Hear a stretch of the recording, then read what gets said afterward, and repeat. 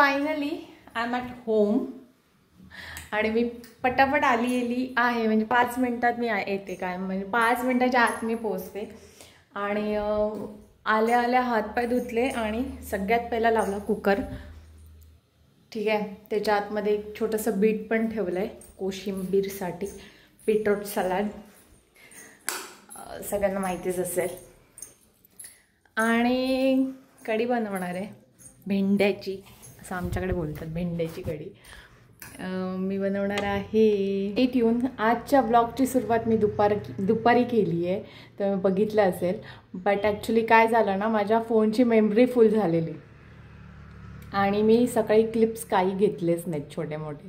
त्याच्यामुळे आज मग मी काय केलं, स्टुडिओला गेली. स्टुडिओमध्ये बसून पहिल्या आधी नको असलेले क्लिप्स सगळे डिलीट केले आणि स्पेस बनवला थोडा.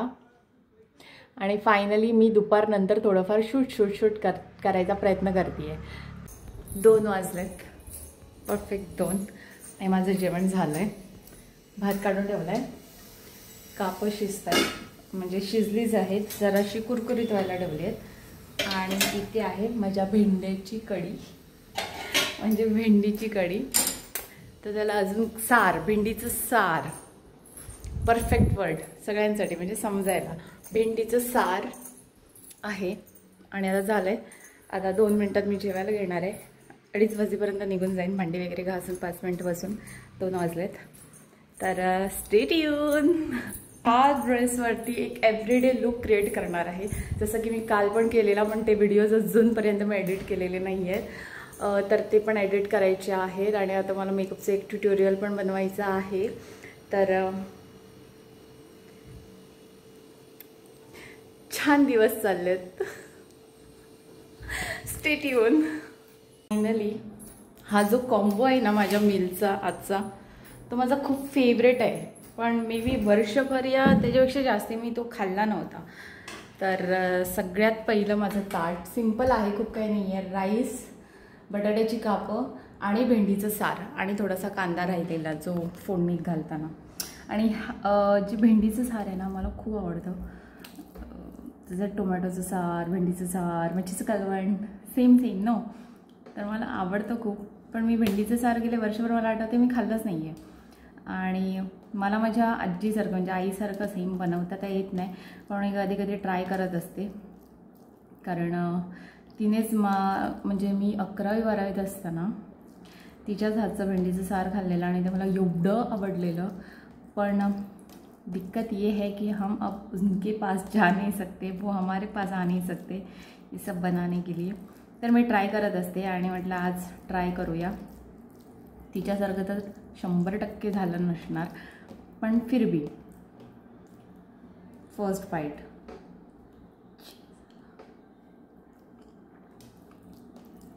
तिखट झालंय, छान झालंय, आंबट तिखट आणि एक भेंड्याची त्याला चव आली आहे.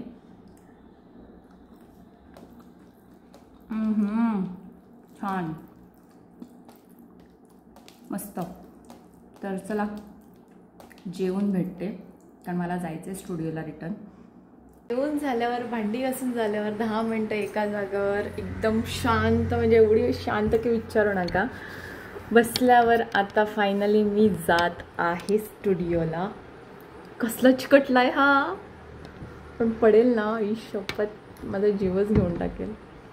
फोन अजून कोण. ओके, छान दिसतोय, मस्तच वाटतोय, वाईल्ड अँगल एकदम. पण हा खूप चिकटून राहायला पाहिजे. सी येतो या थोडा थोडा. ओके, टाईमपास झाला. वाजलेत बरोबर 3 आणि आता मी चालले आहे स्टुडिओला पुन्हा, कारण की मी याच्यावरती एव्हरीडे लुक क्रिएट करू शकते. यू नो, खूप छान कुर्ती सेट आहे. बघितलं हो. तर जाते मी आता, कारण फोन चार्ज पण करायचा आहे. फोनची बॅटरी एकदम लो आहे. आणि चला, मला दिवसातला 1 तास ना एक्स्ट्रा अजून काढावा लागणार आहे कसा तरी, कारण मला एक गोष्ट करायची आहे जी मी इथे करू शकते, कारण इथे खूप सारा स्पेस आहे. पण त्यासाठी मला दुपारचंच 1-2 तास काढावे लागतात. कोणीतरी माझ्या दिवसाचे 4 तास वाढवा रे. 24च्या ऐवजी 28 तासांचा दिवस. 30 चालेल, डझंट मॅटर, 30 पण चालेल मला. चला बाय.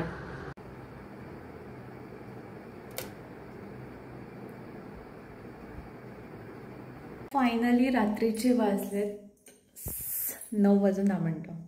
मी आली आहे आय थिंक 9 वाजायला 5-10 मिनटं असताना. येऊन हातपाय धुवून पहिला आधी ऑफकोर्स. आणि आता मी विचार करते आहे, विचार तर खूप तगडा आहे, खायचं काय. पण त्याच्या अगोदर मी कपडे चेंज करणार आहे.